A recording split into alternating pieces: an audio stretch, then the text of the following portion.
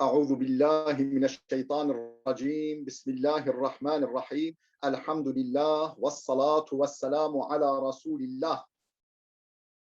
Değerli arkadaşlar, Muhammed Ali Es-Sabuni'nin Et-Tefsirul Vadihul Müyesser adlı eserinden 26. cüzün 12. dersini yapmak üzere birlikteyiz. Geçen dersimizde Tefsir-u Surati Muhammed suresini işliyorduk. Muhammed suresi tefsirini işliyorduk. Tam olarak 15. ayetin başına gelmiştik. Konu neydi? Efendim bağlantı kurmak açısından buyuruluyordu ki önceki ayetlerde hiç efendim Rablarından bir doğru yol, bir hidayet, bir aydınlık üzere bulunan kimseler hiçbir zaman şeytanların kendi işlerini kendilerine süslü gösterdiği heva ve heveslerine, nefislerinin kötü arzularına uyan kimseler gibi olur mu? Efendim ondan sonra takva sahiplerine vaat edilen cenneti anlatmıştı. Bu ayette ise şöyle buyuruluyor. Önce mealini verelim ayetlerimize, ardından tefsirini kitabımızdan arz edelim. Buyuruluyor ki وَلَهُمْ ف۪يهَا مِنْ كُلِّ الثَّمَرَاتِ وَمَغْفِرَةٌ مِنْ رَبِّهِمْ وَلَهُمْ o muttakiler için, takva sahipleri için vardır fiha cennette min kulli semerat, her türlü üründen, her türlü meyveden var ve mağfiratun ve Allah'ın bağışlaması var. Hepsinden de önemlisi, hepsinden de daha tatlısı Rabbinin rızası var, Rabbinin bağışlaması var. Ve mağfiratun min rabbihim, Rablarından bir mağfiret, bir bağışlama var.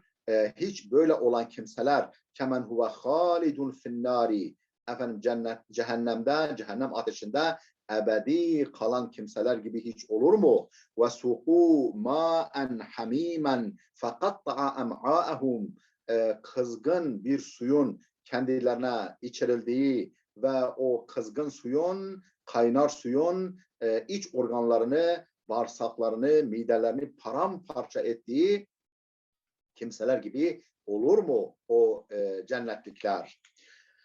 وَمِنْهُمْ مَنْ يَسْتَمِعُ إِلَيْكَ حَتَّى إِذَا خَرَجُوا مِنْ عِنْدِكَ قَالُوا لِلَّذِينَ أُوتُوا الْعِلْمَ مَاذَا قَالَ آنِفًا أُولَٰئِكَ الَّذِينَ طَبَعَ اللّٰهُ عَلَى قُلُوبِهِمْ وَاتَّبَعُوا أَهْوَاءَهُمْ. وَمِنْهُمْ o Mekke kafirlerinden veyahut da münafıklardan men öyleleri vardı ki yestemi'u ileyke, seni dinliyorlar. Gelip meclisinde efendim, civarında, yakınında durup senin Kur'an okuyuşunu dinliyorlar. Hatta izâ haracu min indike, senin yanından çıkınca nihayet efendim dinleyip senin yanından çıkınca قَالُوا لِلَّذ۪ينَ اُوتُوا الْعِلْمَ, kendilerine ilim verilmiş kimselere derler, yani müminlere derler. مَاذَا قَالَ آنِفًا, o haşa o kişi Hz. Muhammed'i kastederek o adam biraz önce ne dedi? اُولَٰئِكَ الَّذ۪ينَ طَبَعَ اللّٰهُ عَلَى قُلُوبِهِمْ, işte onlar Allah'ın kalplerini mühürlediği, kalplerine mühür bastığı kimselerdir. وَاتَّبَعُوا أَهْوَاءَهُمْ, ve heva ve heveslerine, nefislerinin kötü arzularına uyan kimselerdir onlar. Yani o nefislerinin kötü arzularına uymaları onların kulaklarını sağır etmiş, yani maneviyata karşı gözlerini kör etmiş, kalplerini kavrayışsız kılmıştır. وَالَّذ۪ينَ اهْتَدَوْا زَادَهُمْ هُدًا وَآتَاهُمْ تَقْوَاهُمْ. وَالَّذ۪ينَ اهْتَدَوْا, iman yolunu bulanlar, imana erenler, hidayeti bulanlara gelince zâdehum hudan, Allah onların hidayetini artırmıştır. Doğru yolu bulanların Allah hidayetini artırmıştır Kur'an'ı dinlemekle. Ve atahum takvahum, kendilerine takvalarını, yani dini duyarlılık, dini hassasiyet, dini bilinç, Allah'ın azabından kendilerini korumaya alma şuurunu vermiştir, bilincini vermiştir. Buraya kadar meal verdik, tefsirini arz edelim. buyruluyor ki وَلَهُمْ ف۪يهَا مِنْ كُلِّ الثَّمَرَاتِ وَمَغْفِرَةٌ مِنْ رَبِّهِمْ كَمَنْ هُوَ خَالِدٌ فِي النَّارِ وَسُقُوا مَاءً حَم۪يمًا فَقَطَّعَ أَمْعَاءَهُمْ. Mealini vermiştik, tefsirini okuyoruz. Ey وَلَهُمْ فِي الْجَنَّةِ min cemii enva'il fevakihi ve thimar. Yani o takva sahipleri için vardır cennette min cemii enva'il fevakihi ve thimar, her türlü meyve, her türlü ürün vardır onlar için. Öyle ki ma lezze lehum matab, onlara haz verecek, hoş gelecek, lezzet verecek her türlü meyve ve ürün vardır. وَلَهُمْ فَوْقَ ذَٰلِكَ النَّعِيمِ الْمَادِّيِّ. Bu söz konusu maddi nimetlerin ötesinde, söz konusu maddi nimetlerin ötesinde onlar için var. Naimun ruhiyun. Bir de ruhi nimetler var. Manevi nimetler var. Nedir o manevi nimet? وَهُوَ الْمَغْفِرَةُ مِنَ اللّٰهِ لِذُنُوبِهِمْ وَالرَّحْمَةُ وَالرِّضْوَانِ. Efendim Allah'tan günahlarına yönelik bir bağışlama vardır. Yani Allah'ın onların günahlarını, hatalarını, kusurlarını örtmesi, bağışlaması, affetmesi vardır. Ve rahmetu, rahmeti vardır Allah'ın onlar için. Ve rıdvanu, rızası, hoşnutluğu vardır. Bunlar da ruhu okşayan manevi birer cennet niteliğinde manevi hazlardır. Kema ca'e fil hadis-i sahih. Nitekim sahih hadiste şöyle geçmektedir Peygamberimizden naklen. Yekulullahu Teala li ehlil cennet. Allah Teala cennetliklere şöyle diyecektir. Her raditum, yani cennet ehli cennetteki yerlerine yerleştikten sonra Allah onlara hitap edecek. Buyuracak ki her raditum, memnun kaldınız mı? Gönlünüz hoş mu? Feyekulune, şöyle derler onlar. Ve ma lena la narda ya Rabbena. Nasıl razı kalmayalım, nasıl memnun olmayalım ki ya ey Rabbimiz? وَقَدْ اَعْطَيْتَنَا مَا لَمْ تُعْطِ اَحَدًا مِنْ خَلْقِكَ. Bize hiçbir mahlukuna, hiçbir kuluna, hiçbir varlığa nasip etmediğin nimetler bahşettin bize. Feyekulu, Allah Teala onlara şöyle diyecek. اُعْطِيكُمْ خَيْرًا مِنْ ذَٰلِكَ. اُعْطِيكُمْ خَيْرًا مِنْ ذَٰلِكَ. Bundan daha hayırlısını, bundan daha güzelini de size vereyim mi? Uhillu aleykum rıdvani fela ashatu aleykum ba'dehu ebeden. Uhillu aleykum rıdvani, size hoşnutluğumu yağdırırım, size hoşnutluğumu bahşederim, lütfederim. Fela ashatu aleykum ba'dehu ebeden. Bundan böyle bu hoşnutluğumdan sonra bir daha asla size gazap etmeyeceğim, bir daha sizden darılmayacağım. Asla, sonsuza değin. Ravahul Bukhari, bu hadisi İmam Bukhari nakledip kaydetmiş. Kemen huve halidun finnar. Yani cennetteki mükafatı böyle olan kimseler hiç kemen huve halidun finnar, cehennemde ebedi kalacak olan gibi olur mu? Ey hel men huve fi zaliken na'imil mukim. Bu kalıcı, bu sonsuz, bu bitmez tükenmez nimetler içinde olan kimse hiç olur mu? Kemen huve halidun finnaril cehim. Kızgın cehennem ateşi içinde ebedi kalacak olan kimse gibi olur mu? Ve suqu mekane şerabe ehlil cenneti ma'en harran şedidel galeyan. Cennet ehlinin içeceklerine karşılık, cennet ehlinin o daha önce sözü edilen içeceklerine karşın bunlara içirilecek ma'en harran, kaynar su, şedidel galeyani, fukur kaynayan, galeyani yani kaynaması şiddetli, fukur kaynayan kızgın cehennem suyunun kendilerine içirdiği kimseler gibi olur mu? Fakat da'a em'a'ahum min şiddeti hararetihi, şiddetli hararetinden dolayı o kızgın su onların iç organlarını paramparça eder. Midelerini, bağırsaklarını parçalar. Ve minhum men yestemi'u ileyke. O kafirlerden ve münafıklardan öyleleri vardır ki seni dinliyorlar.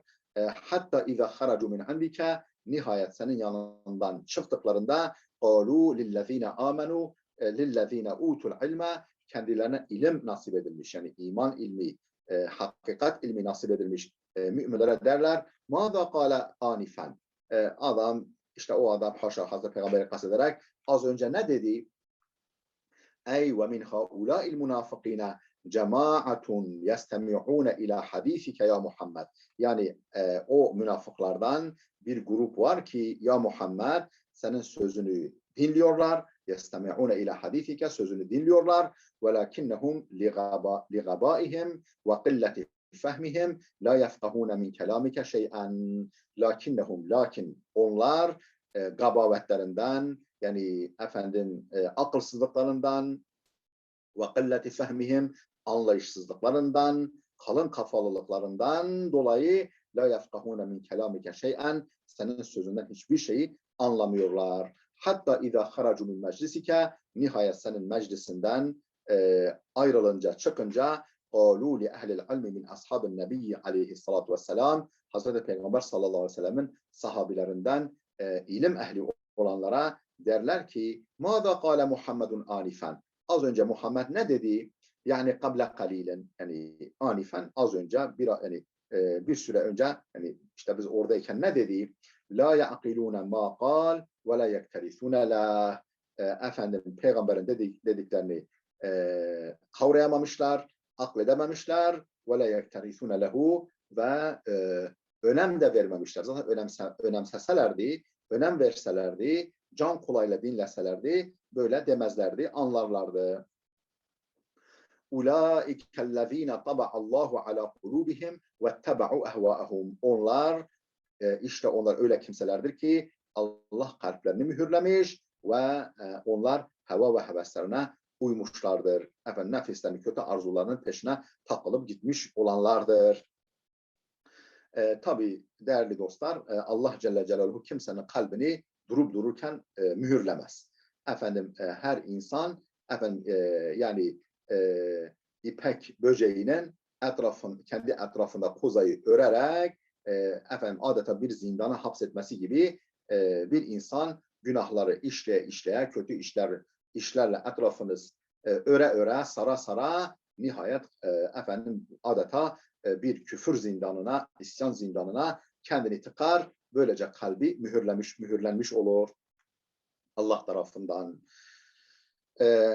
Ulaikellezine taba'allahu ala kulubihim vettebe'u ehvaehum. Ey hateme ala kulubihim bi kufrihim ve nifakihim. Yani nankörlükleri, küfürleri, kafirlikleri ve münafıklıkları, ikiyüzlükleri nedeniyle Allah kalplerini mühürlemiştir. Vettebe'u ehvaehumul batilete. O batıl, o asılsız çürük heva ve heveslerine tabi olmuşlar, peşinden gitmişler. Felem yuflihu ve lem yehtedû, ne iflah olmuşlar ne de doğru yolu bulmuşlar. Ne kurtuluşa ermişler ne de doğru yolu bulmuşlar. وَالَّذ۪ينَ اهْتَدَوْا زَادَهُمْ هُدًا وَآتَهُمْ تَقْوَهُمْ. Doğru yolu bulanlara, yani müminlere gelince, doğru yolu bulanlara, müminlere gelince Allah onların hidayetini artırmıştır. Efendim Kur'an'ı dinlemekle, Hz. Muhammed sallallahu aleyhi ve sellemin sohbetinde bulunmakla Allah imanlarına iman, nurlarına nur, hidayetine hidayet eklemiştir.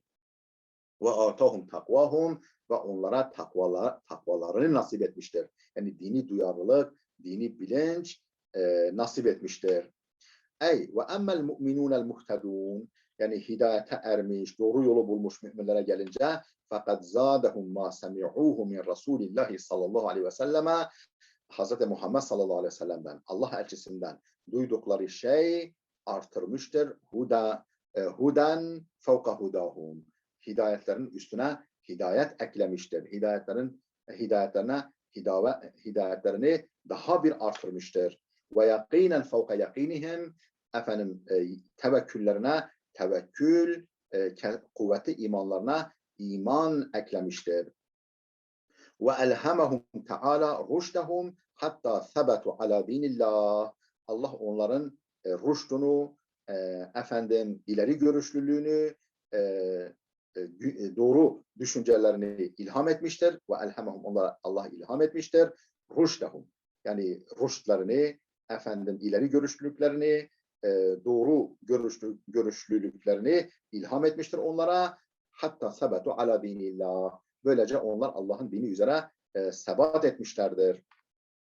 Fesaidu ve eflahu ve nalu a'led derecat. Sebat etmişler, Allah'ın dini üzere sebat etmişler, bahtiyar olmuşlar, felaha murada ermişler ve nalu a'led derecat, derecelerin en yükseğine nail olmuşlar, derecelerin en yükseğine ermişlerdir. فَهَلْ يَنْظُرُونَ إِلَّا السَّاعَةَ أَنْ تَأْتِيَهُمْ بَغْتَةً فَقَدْ جَاءَ أَشْرَاطُهَا فَأَنَّى لَهُمْ إِذَا جَاءَتْهُمْ ذِكْرَاهُمْ. فَهَلْ يَنْظُرُونَ, bu kafirler acaba başka bir şey mi bekliyorlar? فَهَلْ يَنْظُرُونَ, acaba bu kafirler başka bir şey mi bekliyor? İlla saate, kıyametten başka bir şey mi bekliyorlar? Yani önlerinde kıyametten başka bir şey mi var? Yani en büyük hadise kıyamettir. Kıyamet onları beklemektedir. En te'tiyehum bagteten, ansızın gelip kendilerini yakalayacağı, kapılarını çalacağı kıyametten başka bir şey mi bekliyorlar bu kafirler? Fakat ca'e eşratuha, alametleri iyice belirmiştir. Kıyametin alametleri iyice belirmiştir. Ta o zaman belirmiş ama dünyanın ömrüne göre 14 asır, 14 küsur asır çok zaman değil. Yani gittikçe zaten Peygamberimiz de ahir zaman peygamberidir. Kıyametin adeta eşiğinde gönderilmiş bir peygamberdir. فَاَنَّا لَهُمْ اِذَا جَاءَتْهُمْ ذِكْرَهُمْ, o kendilerine hatırlatılan kıyamet gelip çattığında فَاَنَّا لَهُمْ, onlar nereye kaçacaklar? Onlar için nasıl bir kurtuluş yolu bulunabilir ki? فَاَنَّا لَهُمْ اِذَا جَاءَتْهُمْ ذِكْرَهُمْ. Ey fehel yantaziru haulâ'il münafıkûne, yani bu münafıklar başka bir şey mi bekliyorlar? İlla en te'tiyehumul kıyametu füc'eten, ansızın kıyametin gelip çatmasından başka bir şey mi bekliyorlar? Dûne sâbiqi inzârin, ekstradan bir uyarıcı gelmeksizin. Ve hum gâfilûne anha, kendileri de ondan gafil bir halde bulunurken.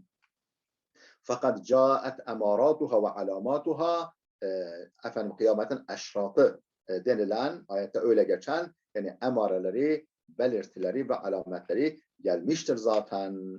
Başka bir şey mi bekliyorlar? Bu alametleri iyice belirmiş olan kıyametten başka bir şey mi bekliyorlar?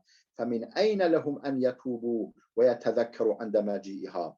O gelip çattığında, kapılarını çaldığında nereden artık tövbe etmeleri ve ibret alıp kendilerine gelme imkanları, nerede o imkanları onlar artık o noktada kaybetmişler. Haythu la yenfa'uhum nedemun ve la tevbetun. O anda artık onlara ne bir pişmanlık ne de bir tevbe, yani kötülükten dönüş fayda vermez. Fa'lem ennehu la ilahe illallah ve estağfir li zenbike ve lil mu'minine vel mu'minat. Fa'lem ennehu, şunu bil ki, şunu muhakkak bil ki ya Muhammed, la ilahe illallah, Allah'tan başka hiçbir ilah yoktur. Yani ey Muhammed ve ey her bir kimse, bu Kur'an'ın her bir muhatabı, bil ki Allah'tan başka hiçbir ilah yoktur. Ve estağfir li zenbike, ya Muhammed, hem işte kendi günahların için, hataların için Allah'tan bağışlama dile. Ve lil mu'minine vel mu'minat, mümin erkek ve kadınlar için de Allah'tan, Rabbinden bağışlama dile. Ey izâ alimte enne medâre saadete alet tevhid feeyqin be'ennehu la ma'bude bihakkin illallahu rabbul alemin. Ey, yani tefsirini okuyoruz. İzâ alimte enne medâre saadete alet tevhid, saadetin, mutluluğun ekseni, medarı, biricik vesilesi iman, tevhid olduğunu bildikten sonra فَاَيْقِنْ بِأَنَّهُ لَا مَعْبُودَ بِحَقٍ اِلَّا اللّٰهُ رَبُّ الْعَالَمِينَ. Alemlerin Rabbi olan Allah'tan başka hiçbir hak ma'budun bulunmadığına kesin kanaat getir.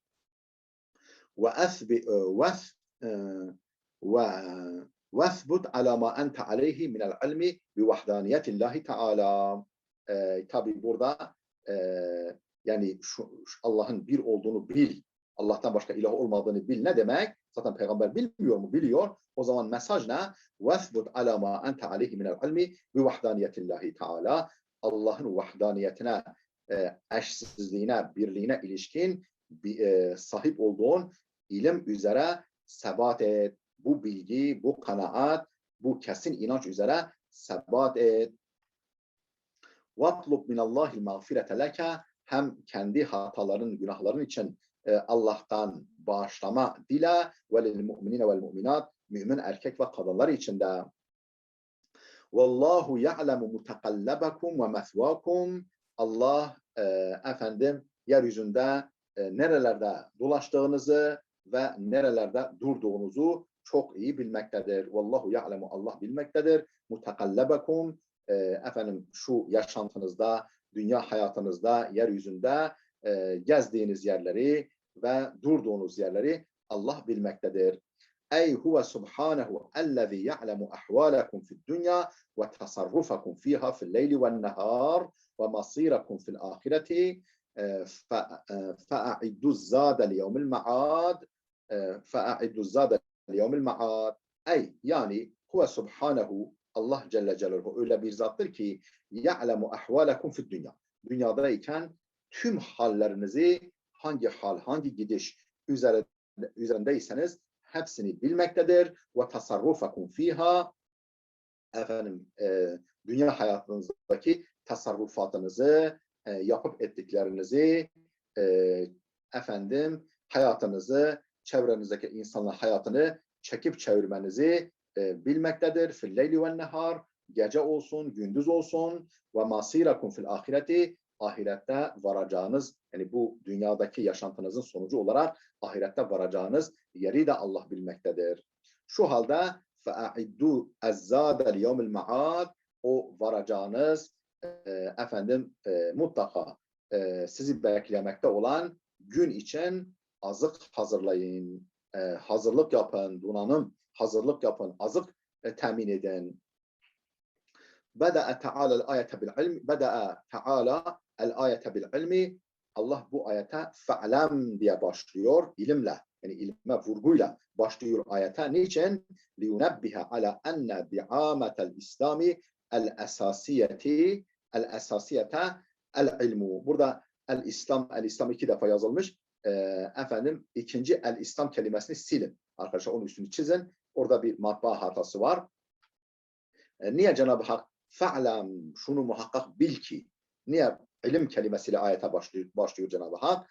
لِيُنَبِّهَ عَلَى أَنَّ دِعَامَةَ الْإِسْلَامِ الْأَسَاسِيَةَ. İslam'ın temel direğinin, temel yani ekseninin ilim olduğuna dikkat çekmek için, liyunabbiha, dikkat çekmek için ki ala enne di'ametel İslam el esasiyete el ilmu. İslam'ın temel ekseni, esas direği ilimdir. Buna dikkat çekmek için. Ve la budde lil muslimi en yakbise min mirafin nübüvveti. Efendim Müslümana düşen peygamberin mirasından nur almaktır. Peygamberin mirası nedir? İlimdir. Peygamberler malumunuz mal, mülk, servet bırakmazlar. Onların bıraktıkları sadakadır. Onların asıl mirası, sahip çıkılması gereken miras ilimdir. İşte وَلَا بُدَّ لِلْمُسْلِمِ, bir Müslüman için lazımdır. En yakbise min mirasın nübüvveti, peygamberlik mirasından nur alması. فَاِنَّ الْاَنْبِيَاءَ لَمْ يُوَرِّثُوا دِرْهَمًا وَلَا دِنَارًا. Çünkü peygamberler altın, gümüş, mal, mülk bırakmazlar miras. وَاِنَّمَا وَرَّثُوا الْعِلْمَ. Onlar ancak ilim bırakmışlardır arkalarında. بِالْعِلْمِ تَحْيَا الْقُلُوبُ كَمَا تَحْيَا الْاَرْضُ كَمَا تَحْيَا الْاَرْضُ بِوَابِلِ الْمَطَارِ. Efendim gönüller, kalpler ilimle hayat bulur, ilimle canlanır. Tıpkı kupkuru yeryüzünün sağanak sağanak yağmurlarla, mesela Nisan yağmurlarıyla canlandığı gibi, çiçeklerle, meyvelerle, güzelliklerle bezendiği gibi gönüller de ilimle hayat bulurlar. Ve ma ahsene ma qalehu şair. Şair bu konuda ne güzel söylemiş. Fefuz bi ilmin ta'iş hayyan bihi ebeden ennasu mevta ve ehlul ilmi ahya'u. Fefuz bi ilmin. Sen ilim kazan, ilim elde et ki ta'iş hayyen bihi ebeda. Onunla sonsuza değin yaşayasın. Sonsuza kadar yaşayasın. Hani Hazreti Ali Efendimizin de güzel sözü var ya, alimler ölüyken de yaşıyorlar, cahiller yaşarken de ölüdürler. Bu işte şiirde aynı, bu beytte aynı şey söylüyor. Fefuz bi ilmin. Sen ilim kazanmaya bak. Ki ta'iş hayyen bihi ebeda. Onunla sonsuza değil hayatta kalasın, ölümsüzleşesin. Ennasu mevta. İnsanlar ölüdürler. Ve ehlul ilmi ahya'u. İlim ehli olanlar diridirler. Hiçbir zaman ölmezler. Ve yekulü'llezîne âmenû levlâ nuzzilet suratun. Efendim iman edenler dediler ki bir sure inmeli değil mi? Yani bir hani cihada ilişkin, kafirlerle mücadeleye, savaş, onlarla savaşmaya ilişkin. Çünkü çok çektirmişler Müslümanlara, müminlere. Efendim bu konuda bir sure inmeli değil mi dediler, derler. فَاِذَا اُنْزِلَتْ سُورَةٌ مُحْكَمَةٌ. Muhkem, tavizsiz, mutlaka hükmüne uyulması gereken bir sure indiğinde ve zukira fihal qitalu, ve o surede qitala, kafirlerle efendim mücadeleye, maddi mücadeleye, savaşa yer verilen bir sure indiğinde ne derler? Ra'eytellezîne fî kulûbihim maradun. Kalplerinde hastalık bulunanları görürsün. Yani münafıklar, kalplerinde hastalık bulunanlar derken münafıkları görürsün. Yanzurûne ileyke nazarel mağşiyye aleyhi minel mevd. Efendim ölümden dolayı baygınlık geçirenlerin bakışı gibi sana bakarlar. Böyle baygın baygın, ölgün ölgün. Efendim beti benzi atmış şekilde sana bakarlar. فَاَوْلَا لَهُمْ. Helak onlara. Şimdi mealini verdik. Tefsirini okuyalım. Ey ve yekulul mu'minunel muhlisun şevkan ilel cihad. Yani halis müminler cihat şevkiyle, cihat özlemiyle, cihat arzusuyla, heyecanıyla derler. Ve hırsan ala ecril mücahid. O cihada girecekler ya, mücahide verilecek ecri, mükafatı böyle canla, canı gönülden istediklerinden dolayı derler. Ne derler? Hella enzelallahu sureten fihal iznu bi qitalil a'da. Allah Celle Celaluhu efendim düşmanlarla savaşma iznini içeren bir sure indirse artık derler.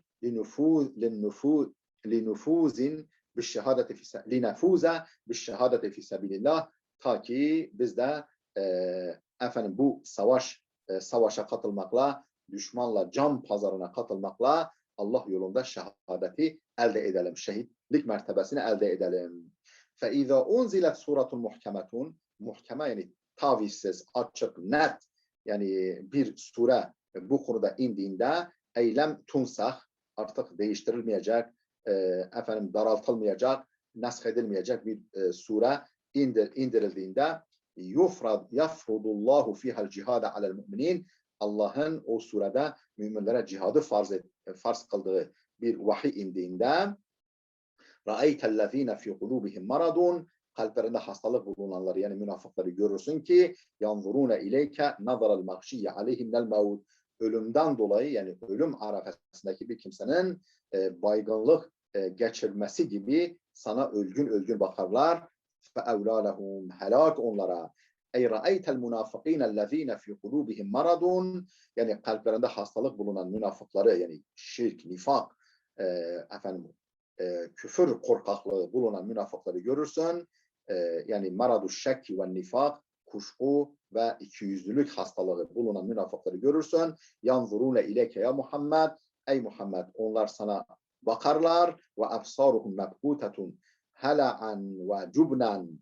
Böyle hala yani tedirginlikle ve korkaklıkla efendim ondan sonra ölgünleşmiş gözlerle kema yanzuru men asabethu gashyetul mevd. Ölüm baygınlığının başına geldiği, ölüm baygınlığını geçiren, yaşayan kimsenin bakışı gibi. Fehuve şahisul basar. Gözleri böyle şaşkın şaşkın bakmaktadır. Feevlâ lehum. helak onlara. Ey feveylun lehum min hadal mevkifil muhzi. Bu aşağılık, bu zelil tutumdan, duruştan dolayı bu yazıklar olsun, veil olsun onlara, helak olsun onlara. Ve huve va'idun ve tehdidun. Bu onlara yönelik bir gözdağıdır, bir tehdittir, bir ciddi uyarıdır. Değerli dostlar, videomuz oldukça uzadı. Dersimiz burada dursun. Gelecek dersimize kadar Allah'a emanet olun.